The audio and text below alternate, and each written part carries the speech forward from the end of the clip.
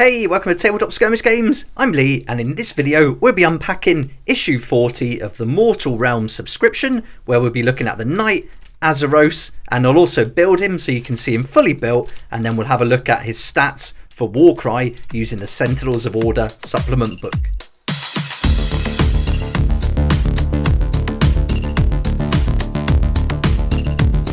Here we go, here's issue 40, the Knight Azyros, and this is going to be a great miniature for the Stormcast Eternals, and I'm really looking forward to getting this opened and built, and he's going to be part of the Vanguard chamber for the Stormcast Eternals, and that's probably my favourite chamber out of all of them. I've got some of these other miniatures all built. These long strike fighters are awesome, brilliant in Warcry, and I've also got the Aether Wings, so I really want to add this guy to the warband, and I think he's going to be perfect. I'm going to build him with the bow and arrow as well. But anyway, let's get him open and then we'll have a look at it all assembled. I'll also flick through the subscription magazine, and I'll put links in the description for some ways where you can find this. If you don't want to subscribe, you can sometimes find the individual issues. So if you can pick this one up, it's going to be a bargain, because this is just $7.99 and you get this Knight Azyros model for that price, which is pretty good. Okay, so anyway, let's get on with it, and I'll get this open and we'll check out the contents. I'm so glad I got the Mortal Realms magazine. I've got it initially for the terrain,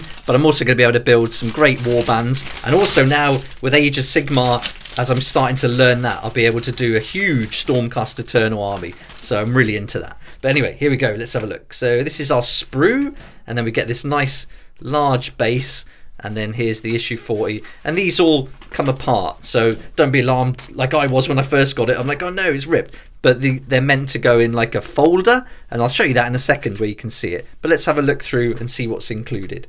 So in this issue we're going to see the Knight Azyros, so we're going to find out all about him, but you can also build it as the Knight Venator, and that's the way I'm going to do it, because he's going to have the bow and arrow, which I think is awesome.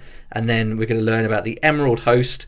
Then it tells us how to build the Knight Azyros, how to paint him, and then also a tutorial all about allocating wounds. And this whole series builds up, teaching you the game from the start, so you learn a little bit with each issue. So it's really great. And if you're into Age of Sigmar or new to it like me, then I think this is a good resource. I didn't initially get it for Age of Sigmar, I got it for Warcry, just to have some cool models at a great price and that terrain. But I'm really happy I got it now, because I think for Age of Sigmar it's just perfect. But then we're going to look at the War Scroll for the Knight Azyros and have a look at Of Gems and Jade. So let's flick through, and here you can see some really nice images. The painting is perfect on this, it just looks really good in that gold. I'm going to do mine black though. I like the Aether Wings, I think having them as big kind of ravens would be crazy. So, and then the whole black theme with the fighters is going to look awesome too.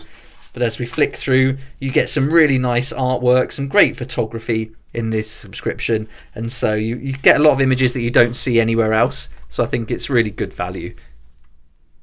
And this is what I really like about it. You get things like this. So this is going to tell us all about the Knight Venator, and this is the one I'm going to build. That Aether Wing just looks insane flying around him, and he's just lifted off the ground there with these huge wings, and that bow and arrow just looks like an awesome miniature, but all in black. It's going to look so cool. But it breaks it down, telling us all about the different parts of the model, what they do, and so this is what you really get from this subscription. It's really fun, and you learn a lot about it. You're also going to learn about the Night Haunt, so they're included in the subscription too, and a bit about Lady Olinda.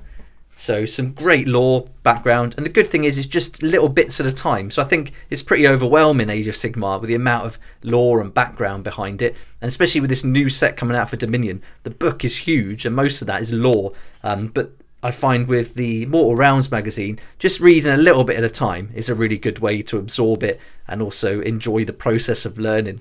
But here we go, this tells us how to build it, so really nice and easy.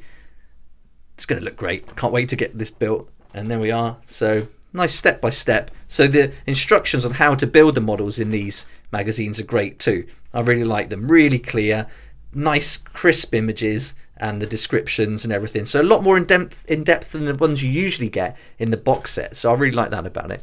And then also how to paint. You get a really nice paint guide listing all your paints that you're going to need, and it just shows you exactly how to do it. So this is a brilliant guide. I mean, look at all these images, so many different ways to do it. So this is really nice. And even keep going. I mean, this is one of the best ones I've seen yet, actually, for the ones I've opened. This is really good. Some really detailed information. How to do your basing as well.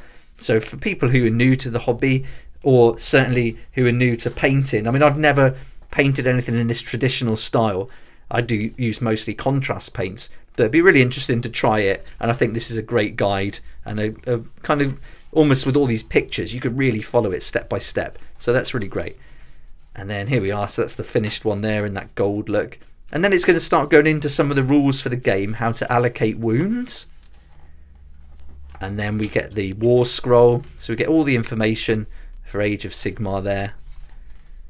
And I like all the maps that are included and things like that. That's really fun. And I like the little battle reports that they almost do, and little demonstrations and examples. Really fun.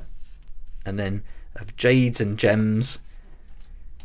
And then we go on, and then it's going to tell us exactly what to expect in the next issue. So you can see we've got some other great ones coming for issue 41, which I've already got, and I'll probably do a video of that at some point as well.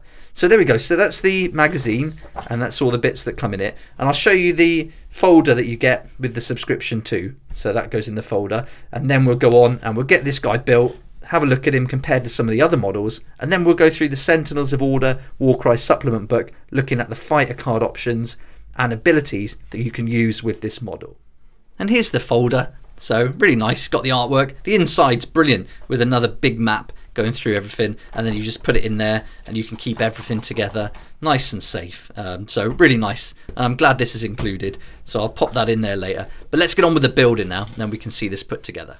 And there we go, there's our Knight Azyros miniature from the Mortal Realms, and I've built it as a Knight Venator, and I think this is a great option. We could include that Aether wing with the Knight Venator, and he's got that bow and arrow, which is just awesome. And I think this is one of the best looking miniatures I've built for the Stormcast Eternals so far, and it's going to look really great alongside these other Aether wings, and also alongside some of my Vanguard Raptors with the Hurricane crossbow and the Long Strike crossbow. And I think this would be a formidable Warcry warband for sure. I think painting this in the black paint scheme is just going to look wicked, and then with that Aether wing as well as like a huge kind of raven beast, this is going to be immense. And then we've got all these little parts left over from the Knight Azyros build. So right now, this is the warband that I'm looking at putting together for Warcry. So let's have a look at the fighter cards and abilities for both the Knight Azyros and the Knight Venator.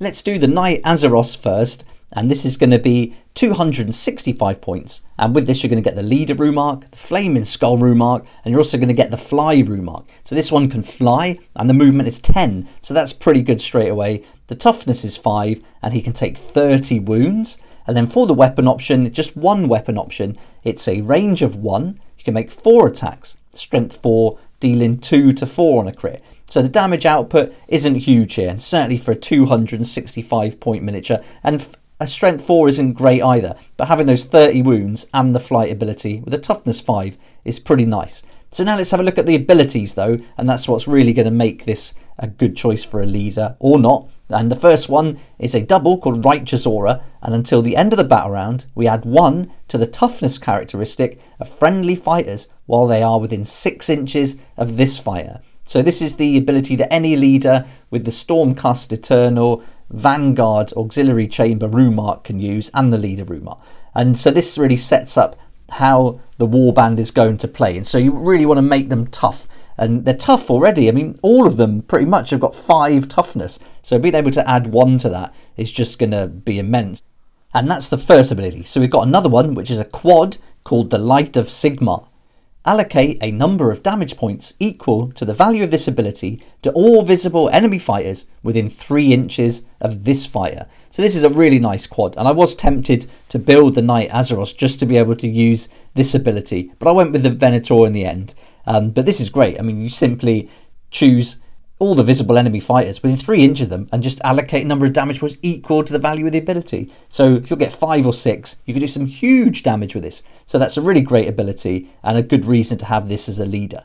But we've got this Knight Venator, and I think this looks a much cooler miniature, and this is going to come in at a lot more points though. At 295 points, this is 30 points more expensive than the Knight Azyros.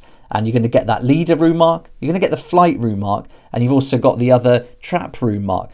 So this is going to have a different ability. You're going to get the same main leader ability, but one other one. And the flight ability is the same, and the distance that you can move is 10, toughness is 5, and you can take 30 wounds. There's no difference there, but it's the weapons that make this really interesting. And the first one is a ranged weapon with a minimum 3, so you can't shoot anything within 3, and a maximum 20. You can make 3 attacks, strength 4, dealing 2 to 6 on a crit. And then if you get up close, you've got another option, a range 1, 4 attacks, strength 4, dealing 2 to 4 on a crit. So that second option is the same as the Knight Azyros, but you do get this extra range weapon, which for a range weapon, this is really cool. Being able to make 3 attack strength 4 from a huge distance of 20 inches and then deal 2 to 6 on top of that is pretty good. And I really like that about this model. So for me, this would be a great leader for the warband. But let's have a look at those abilities and see how they're going to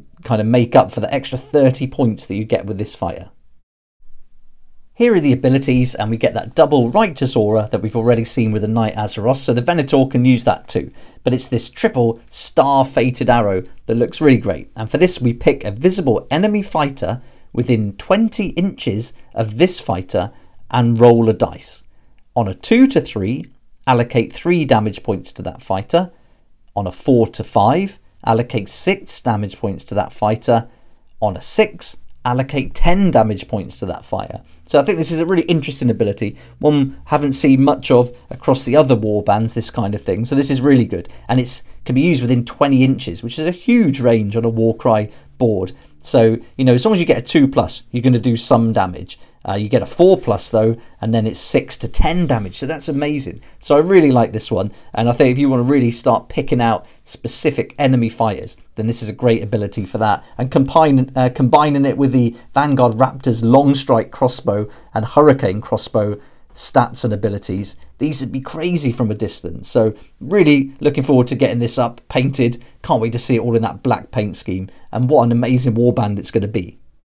Points-wise, you're not going to have many fighters in a Stormcast Vanguard warband, but I think you can really make use of these Aether Wings. So you've got these really high-value fighters in the Knight Venator and the Vanguard Raptors, you know, all over around 200 to 295. But then the Aether Wings are only 45. And so where you would struggle to hold objectives with just a few of those bigger fighters, you can really make use of the Aether Wings, and at such a low point, 45, you could have 3 or 4 of them in the warband, and they could really start to take on those objectives while you ping away at the enemy from a distance. So I think they'll be really interesting to play, totally different from any of the other warbands I've played so far. So really looking forward to getting these ready. If you like the look of this model, then you can buy it on its own for £25 at Games Workshop, and I'll put some links below where you might be able to save up to 20% off that price at Element Games, and so well worth checking out if you like it. But if you can get hold of this issue 40 of the Mortal Realms magazine, it's only going to cost you $7.99, and I'll put links to Forbidden Planet down below where you can have a look and see if you can get it as a back issue. But I think this is going to be pretty tough to get hold of now. eBay might be an option, maybe you'll get it cheaper than the discount off that RRP as well, so that might be an option, as the scalpers have kind of bought loads of these issues to sell these on eBay. But a great model, and I think it's going to look really awesome, not just in Warcry, but in Age of Sigmar too.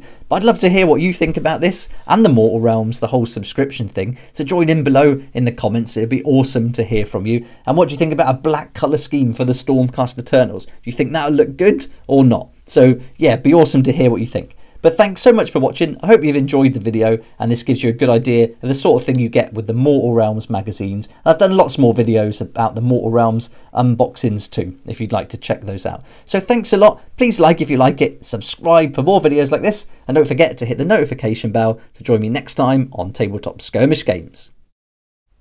If you like this kind of content and would like to support the channel, then please check out my Patreon page, and thanks to everyone who's joined so far. It's really awesome. We hang out on Discord, talk about the hobby, share ideas and help each other out, and you'll get some perks there that you're not going to find anywhere else. So I'll put a link in the description, and it'd be great to see you there.